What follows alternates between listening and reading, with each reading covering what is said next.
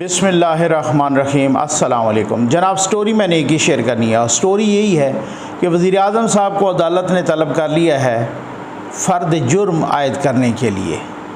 क्या ये इलेक्शन के लिए दबाव बढ़ाने का हरबा है? इसी पर बात करेंगे और बहुत सारी चीज़ें मैंने आपके साथ शेयर करनी है। ये तलब किया है 7 सितंबर को कुछ यूथिया नुमा सहाफ़ी, कुछ FFL यूट्यूबर, कुछ ये यूथिए ये मालशिया पालशिया कह रहे हैं जी देखो इतनी लंबी डेट दे दी है, वो भी एक प्री प्लान्ड एजेंडे, प्रोपेगंडे और प्री प्लान्ड एक सूरत हाल के तहत दी गई है।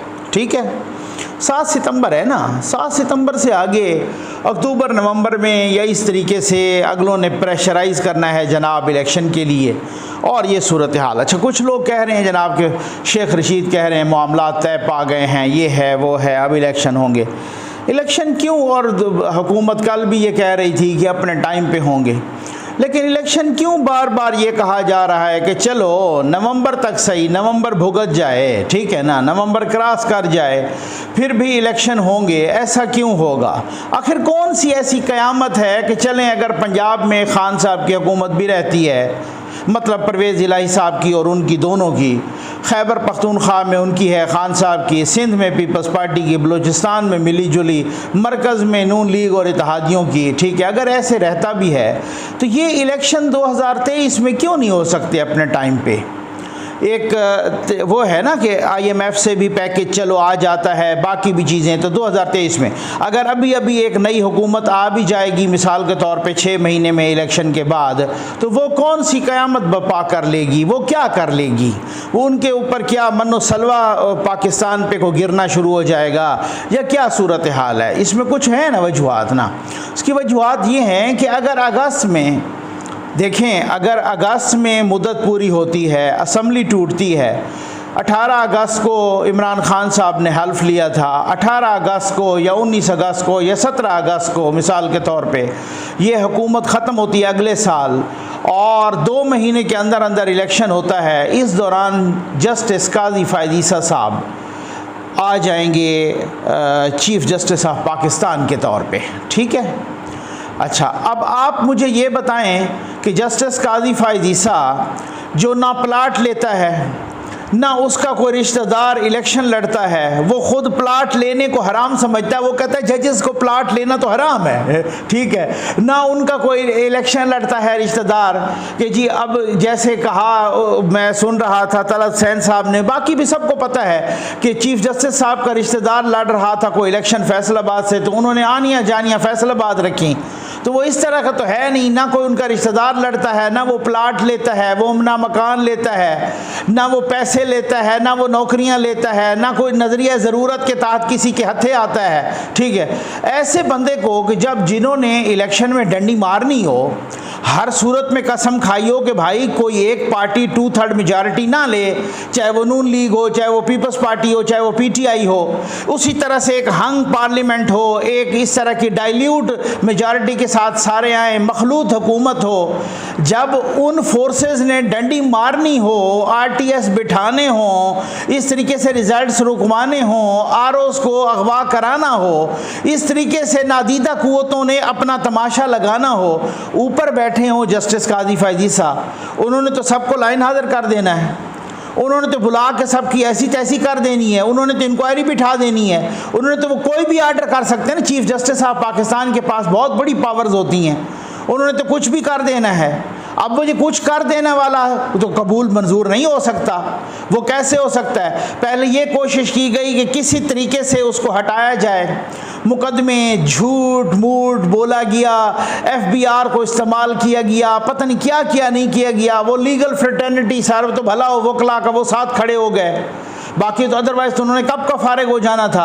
अब तो मुझे अल्लाह माफ़ करे, मुझे यहाँ तक शक है कि खुदा न खास्ता ऐसा ना हो कि कोई चंद दिन का मार्शल लॉ या इमरजेंसी लगा के इसलिए लगाई गई हो कि जस्टिस काजी फ़ायद ईसा को कहीं फारिग कर दे। मुझे तो बहुत खदशात हैं उतने तक कि जब तक काजी फ़ायद ईसा साहब अल्लाह ताला उनको खैर खैरियत से रखे और खैर खैरियत हो और सारा अमन से वो खैर खैरियत से अपने उस पाए तकमील तक पहुँचें और वो चीफ़ जस्टिस का हल्फ उठाएँ।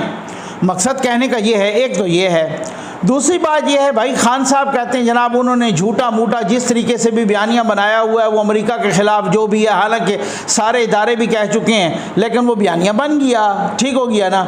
अब वो बयानिया जो होता है ना, ये जो इनकलाबी टाइप बयानिया होते हैं, ये जो इस तरीके, ये बयानियों की उम्र कोई साल नहीं होती। इन बयानियों, ये जो इस तरह के नैरेटिव्स होते हैं ना, ये बयानिए, इनकी उम्र होती है 4 दिन, 4 हफ्ते, 4 महीने, ज़्यादा से ज़्यादा। इस तरह से ये नहीं होता साल अशरों तक बयानिया चलता रहे।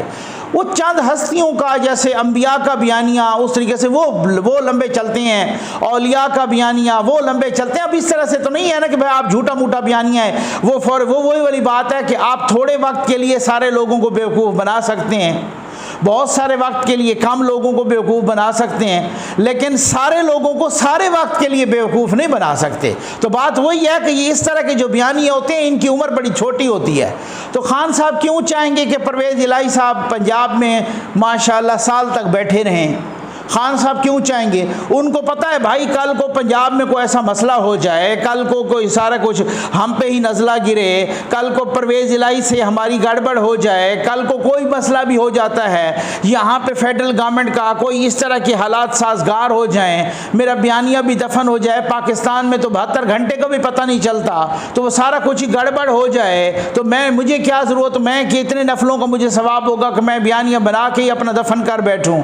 वो तो कहेंगे जनाब के जल्दी हो। दूसरी बात मैंने आपको कही थी, आप मुझसे मुत्तफिक होंगे, जो इतफाक नहीं करता उसका अपना नज़रिया है, मुझे कोई वो मसला नहीं है, कोई डंडे के जोर पे किसी को इतफाक नहीं कराना होता, लेकिन दलील या फैक्ट्स की बुनियाद पे ये है कि मैंने कहा था ना कि अगर पाकिस्तान के 100 सूबे हों और 100 के 100 सूबों में इमरान खान साहब की हुकूमत हो, लेकिन मरकज़ में किसी और की हुकूमत हो, ठीक हो गया, इमरान खान साहब तब भी मछली की तरह तड़पते रहेंगे जब तक वो वज़ीर आज़म नहीं बन पाएंगे। खान साहब को सिर्फ अपने लिए, इसी वजह से फवाद चौधरी साहब कह रहे हैं कि हम फैसला करेंगे कि 2-4 दिनों में कि भाई मरकज़ की हुकूमत को कब चलता करना है। अब ये आप अंदाज़ा कर लीजिए। अब फ़र्द जुर्म के लिए उनको तलब कर लिया 7 सितंबर को, कुछ यूथिये कह रहे हैं ये जल्दी कर लिया है, ठीक है भाई, उन्होंने प्री प्लान्ड तरीके से किया है। और दूसरी बात यह है कि अभी कल को ये 22 जुलाई को हमने देखा मरियम नवाज़ की पेशी थी, उनको 15 सितंबर की डेट दे दी है।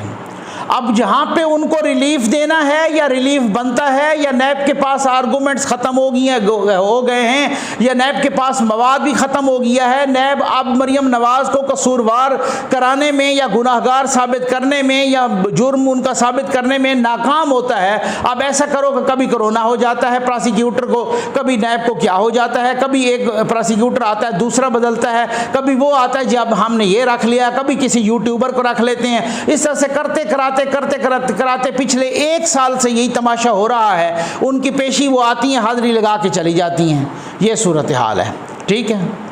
दूसरी बात यह है कि आप यहाँ पे मरकज़ी हुकूमत वो कीमतें बढ़ाई जाती है जनाब, बिजली की कीमतें भी बढ़ाई जाओ, अभी पेट्रोल की सुन रहे हैं फिर भी बढ़ाई जाओ, तो बदनामी का टीका लिए जाओ। और जनाब अब ये है कि जी अगस्त में अगर वो मुआहदा हो जाता है और या हो गया है और उसकी रकम रिलीज़ हो जाती है और उसके बाद आपको अक्टूबर या नवंबर में धकेल दिया जाता है, तो फिर क्या होगा? अभी तक ये भी कोई नहीं है कि आप आर्मी चीफ़ की अपॉइंटमेंट कभी नहीं कर सकते, आप उनसे पूछे बगैर वाशरूम तक भी नहीं जा सकते। जो अदालतें हैं वो खान साहब पे बिल्कुल जनाब मेहरबान हैं, वो ऐसी मेहरबान हैं कि आप कुछ भी करो आपको उसी वक्त फाड़ लिया जाए।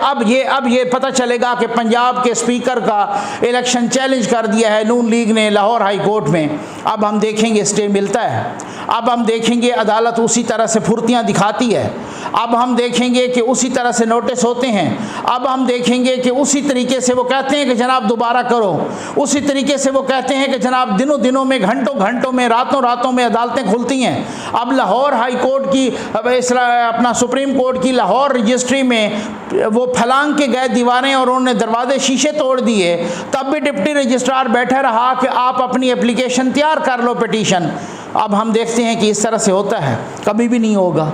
अदालतें उन पर मेहरबान हैं जनाब, मुकदमात आप हैं तो आप वज़ीर आज़म के तौर पे इमरान ख़ान को किसी अदालत ने सिवाय वो आखिरी दिनों में एक ही दफ़ा, और वो भी किस तरीके से गए थे सुप्रीम कोर्ट ने, अदरवाइज़ किसी अदालत ने 1 दिन के लिए तलब किया शहबाज शरीफ कितनी पेशियां भुगत चुके हैं, उनका बेटा हमजा शहबाज वज़ीर आला होते हुए कितनी पेशियां भुगत चुके हैं। और ये वही मनी लॉन्ड्रिंग का केस है जिसमें 2 दफ़ा वो गिरफ्तार भी हो चुके हैं, नैब के पास भी रहे हैं, FIA भी इन्वेस्टिगेशन करती रही है। वही मनी लॉन्ड्रिंग है जो महीनों महीनों इमरान खान साहब की हुकूमत थी वो तफ्तीश करते रहे, 1 रुपया साबित नहीं हो, लेकिन उस केस को लटकाना है। इस वजह से लटकाना है कि उसके पे बारगेनिंग करनी है, उसको बारगेनिंग चिप के तौर पे इस्तेमाल करना है, उसको बारगेनिंग टूल के तौर पे इस्तेमाल करना है। यहाँ एहतसाब के लिए इस्तेमाल नहीं होता, एहतसाब धमकी के लिए इस्तेमाल होता है, एहतसाब इंतकाम के लिए इस्तेमाल होता है। 8 साल हो गए फॉरेन फंडिंग केस को, भले कोई ऐसा केस इतना रॉकेट साइंस है कि 8 साल वो हो गए हैं, लटक रहा है। कितनी पेशियां मांगी, कितनी इल्तवा मांगी, कितने वकील बदले, सब कुछ भी नहीं हुआ। वो कौन करवा रहा है? अभी भी जो ज़राए बता रहे हैं कि इलेक्शन कमिश्नर पर, चीफ इलेक्शन कमिश्नर पर एक बहुत बड़ा दबाव है, और वो दबाव है नादीदा कुव्वतों का। नादीदा कुव्वतें कौन हैं? वही तो हैं जिनको मैं कंट्रोल टावर कहता हूँ। कोई उनको एस्टेब्लिशमेंट बोलता है, कोई उनको महकमा ज़राअत बोलता है, कोई उनको निक्के दाबा बोलता है, कोई उनको न्यूट्रल्स बोलता है, कोई उनको क्या बोलता है, नादीदा कुव्वतें बोलता है, कोई खुफिया हाथ बोलता है, कोई पता नहीं क्या बोलता है, मुख्तलिफ नाम है, अब तो पता नहीं दर्जनों नाम हो गए हैं। ठीक हो गया ना, सबको पता चल गया। तो वो ज़राए बता रहे हैं कि चीफ इलेक्शन कमिश्नर को वही कंट्रोल टावर या नादीदा कुव्वतें कह रही हैं कि यार अभी नहीं सुनाना आपने फैसला, क्योंकि अगर अभी सुनाया तो कहीं फसाद हो जाएगा मुल्क में, कहीं बर्बादी हो जाएगी, कहीं पे कोई बहुत बड़ा धमाका हो जाएगा, कहीं पे इंतशार हो जाएगा मुल्क में, हम क्या करेंगे, ये करें। ये इस तरीके से डराया जा रहा है। जब हंसते बसते पाकिस्तान को कुएं में फेंक दिया, 5.8 यानी 6% की GDP पर, जहां पर आलू आपको 20 रुपए के मिल रहे थे, प्याज आपको 15 रुपए के मिल रहे थे, आटा आपको 40-45 का मिल रहा था, चीनी आपको 52 की मिल रही थी, बिजली का यूनिट आपको 10-11 रुपए का मिल रहा था। उस इकॉनमी को तबाह बर्बाद करके उस वक्त इंतशार नहीं आया, उस वक्त तबाह बर्बाद नहीं हुए। अब चूंकि एक कानूनी चीज़ को रोकना है, अब उसको इस वजह से कि लाडले को बचाना है, अपने स्ट्रेटेजिक एसेट को बचाना है, अब धमकियां दी जा रही हैं कहीं ऐसा ना हो पाकिस्तान में भूचाल आ जाए। अभी आप फैसला ना दो चीफ इलेक्शन कमिश्नर, क्योंकि कब क्या हो गया, कितने अरसे से महफूज फैसला है वो क्यों नहीं आ रहा। ये अभी हमने देखा सुप्रीम कोर्ट में 2-3 महफूज फैसले हुए, अगले 1.5 घंटे में आ गए। आखिर चीफ इलेक्शन कमिश्नर क्यों नहीं वो फैसला सुना रहा? अगर फैसला इमरान खान के हक में ही आना है तो फिर तो कब का सुना दिया जाता, फिर तो पहले साल ही सुना दिया जाता। 8 साल लटकाने का क्या है? खान साहब हमेशा कहते थे अगर चोरी, अब अदालतों को देखें वो कितनी मेहरबान है, यहाँ पे आग लगाई। अगर ये रेड जोन को पीपल्स पार्टी या नून लीग या ये आग लगाते तो फिर इनको माफ़ी मिलती। वो चीफ जस्टिस साहब कह रहे थे हो सकता है खान साहब को ये हमारे आर्डर का पता ही कोई ना हो, माशाअल्लाह, ठीक है। यहाँ पर दरख्त जल गए, रेड जोन में दरख्त जल गए, मेट्रो स्टेशन जल गए, सड़कें जल गई, घास जल गई, सब कुछ जल गया, लेकिन फिर भी उनको किसी ने कोई तौहीन अदालत में कोई नोटिस दिया? वो इस तरीके से मेहरबान हैं। अभी पब्लिक अकाउंट्स कमेटी में नूर आलम खान साहब ने उनको बुलाया नैब वालों को कि भाई मालम जब्बा का बताओ, BRT का बताओ, ये जो केसेस हैं इनका बताओ, ये क्या, ये किधर हो गया, ये क्या बिलियन ट्री सुनामी का बताओ, उनकी करप्शन है इतनी, वो आओ ज़रा वो केसेस। जाके अदालत ने, पेशावर हाई कोर्ट ने उस पर स्टे दे दिया कि जी आप नहीं बुला सकते। खुद खान साहब की अपनी हुकूमत में FIA ने इंक्वायरी करना चाहिए, क्योंकि पेशावर हाई कोर्ट ने कहा था कि BRT को इंक्वायरी करो कि इन्होंने गड़बड़ तो नहीं की। सुप्रीम कोर्ट ने वो इंक्वायरी रुकवा दी। अब आप खुद बताएं कि वो कासिम सूरी जिसके खिलाफ एक इस तरीके का फैसला आया कि इसने कानून शिकनी की है, आइन शिकनी की है, उस कासिम सूरी, उसका वो सब ने देखा, पूरी दुनिया ने देखा। इलेक्शन कमीशन ने जब वो बैग खोले, जब वो थैले खोले, तो हाथों के अंगूठे तो छोड़ दीजिए, पैरों के अंगूठों से निशान लगे हुए थे। इलेक्शन कमीशन ने उसे नाअहल किया, उसकी सीट ख़त्म की, जाके सुप्रीम कोर्ट से उसने स्टे ले लिया। कासिम सूरी इस्तीफ़ा दे दिया, लेकिन उसके बावजूद हुकूमत यहाँ से ख़त्म हो गई, कासिम सूरी स्पीकरशिप ख़त्म हो गई, अभी तक भी वो स्टे चल रहा है। अब आप क्या कहेंगे?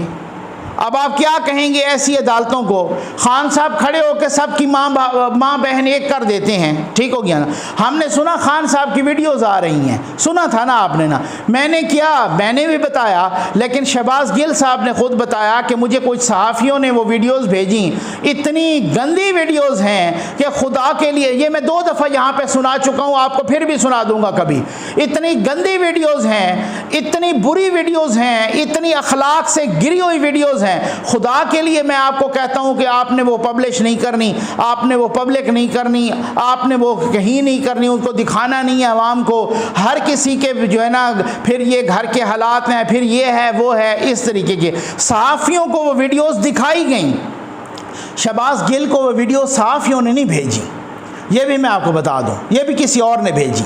हम हर तीसरे रोज़ सुनते थे कि खान साहब जब वो इस तरह की लंबी लंबी तकरीरें करते, किसी को जानवर कहते, किसी को यजीद कहते, किसी को जनाब मीर जाफ़र कहते, किसी को गद्दार कहते, किसी को मीर सादिक कहते, किसी को क्या कहते। हालत ये है कि जूते मारे गए, जूते। तहरीक इंसाफ के लोगों ने जजेस की तस्वीर लगा के टीवी अपना मोटर पर और उसकी स्क्रीन पर, गाड़ी की स्क्रीन पर जजेस की इन्हीं 5 रुकनी बेंच जो बैठा था और ये फैसला दिया था, इनकी तस्वीरें लगा के जूते मारे। फिर भी किसी के कोई जो रहेंगी कान पे, किसी को कोई परवाह हुई? असल में मसला ये है मेरे भाई कि पंजाब में नून लीग की जो मेजॉरिटी 2/3 मेजॉरिटी है ना, उसको डाइल्यूट करना है। ये प्लान है, उसको तहलील करना है कि किसी जमात के पास 2/3 मेजॉरिटी ना आए। अब मैं आपको इसी पे वीडियो ख़त्म करूंगा। मैं आपको एक बात बताऊं, मैं आप मुतअद्दिद मरतबा बता चुका हूं अपने वीलॉग्स में, और वो ये है कि यहाँ पे तहरीक इंसाफ के दोस्त बैठते हैं ना, वो कहते हैं भाई आपको पता है जितना कुछ हमने मज़े करवाए हैं उन लोगों को ना नून लीग ने करवाए हैं ना पीपल्स पार्टी ने करवाए हैं। अब कुछ लोग सोच रहे होंगे इमरान खान तो खड़े होकर नंगी गालियाँ देते, भाई नंगी गालियों से कुछ नहीं होता। बात ये, उनको भी पता है आंखें कौन दिखा सकता है, उनको भी पता है आगे से रेजिस्ट कौन कर सकता है, उनको भी पता है आगे से डट कौन जाता है, उनको भी पता है आगे से रेजिस्टेंस कौन देता है, वो नवाज शरीफ देता है। उनको भी पता है ये पार्टियां देती हैं, वो मौलाना फजल रहमान देता है। उनको भी पता है कि रेजिस्ट कौन कर सकता है, ठीक हो गया ना। उनको पता है अच्छी तरह से कि जो डेमोक्रेटिक पार्टीज हैं वो रेजिस्ट कर सकती हैं, मरियम नवाज रेजिस्ट कर सकती है। खान साहब गालियां देते हैं तो देते रहें। खान साहब को हम कहते हैं कि जस्टिस कादी फायजीसा के खिलाफ रेफरेंस भेज दे, वो कहते हैं जी बिस्मिल्लाह, अभी गया रेफरेंस। खान साहब को हम कहते हैं यहाँ इसको लगा दो, यहाँ इसको लगा दो, यहाँ इसको, जी बिस्मिल्लाह अभी लगा दें। तारीख़ में, पाकिस्तान की तारीख़ में आपने देखा कि महकमों के हेड सर्विंग जर्नल्स, यानी रिटायर्ड भी नहीं, सर्विंग लगे हुए थे, ठीक है ना। कितने दर्जनों के, 2 दर्जन महकमों के, जी बिस्मिल्लाह। खान साहब को कहते हैं जनाब ये फलां पे दस्तखत कर दें, जी बिस्मिल्लाह, ठीक हो गया ना। खान साहब को जो भी कहते हैं खान साहब मिन वन जी बिस्मिल्लाह करके, क्योंकि उनकी शेरवानी ना उतरे। खान साहब को सिर्फ प्रोटोकॉल चाहिए, खान साहब को साज धाज चाहिए, शेरवानी चाहिए, खान साहब को आगे पीछे गाड़ियों की कतार चाहिए, खान साहब को प्राइम मिनिस्टर हाउस चाहिए, खान साहब को वो कुर्सी चाहिए, बाकी सब कुछ तुम्हें चाहिए। खान साहब को क्या है कि जनाब सऊदिया से कैसे मेरे ताल्लुकात हैं, अमेरिका से कैसे हैं, इंडिया से कैसे हैं, वो तो सारे कहते रहे कि जनाब वो जो उनकी ये CNN पे किसने कहा था कि अमेरिका में बैठ के कि खान साहब की अहमियत तो एक इस्लामाबाद के मेयर जितनी है, वो तो सब जानते हैं। और तो और तालिबान के तर्जुमान ने भी ये कहा था कि उनकी क्या अहमियत है, वो तो एक जैसे इस्लामाबाद का मेयर, ये इस तरह की उन्होंने को बात की थी। तो खान साहब खुद वो जो रेजिस्ट नहीं करते, गालियां देना। आज भी उनको ये शिकवा कि भाई मैंने तुम्हारी इतनी मानी, तुमने मुझे निकाला क्यों? हालांकि वो कहते हैं हमने निकाला ही नहीं है, तुम्हें निकाला है अदम एतमाद के नतीजे में। लेकिन फिर भी खान साहब कहते हैं कि तुमने मुझे निकाला है और मुझे कोई नहीं निकाल सकता था, मैं तुम्हारी इतनी मान रहा था, मैं सब कुछ तुम्हारे मुताबिक चल रहा था। ये खुद ट्रंप ने क्या कहा था बैठ के खान साहब की मौजूदगी में कि पहले वाले तो हमारे मानते ही नहीं थे कुछ, ये खान साहब जब से आए हैं तो हमारा सब कुछ ही, तो इसीलिए तो हमने इमदाद भी बहाल की, और ये खान साहब जब से आए तो हमारा सब कुछ होने लगा है।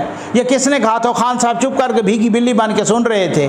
तो खान साहब रजिस्ट नहीं करते। खान साहब को वो चाहिए जनाब, अपनी कुर्सी, अपनी शेरवानी, अपने प्रोटोकॉल, गाड़ियों की कतारें, वो सारा कुछ ये चाहिए खान साहब को।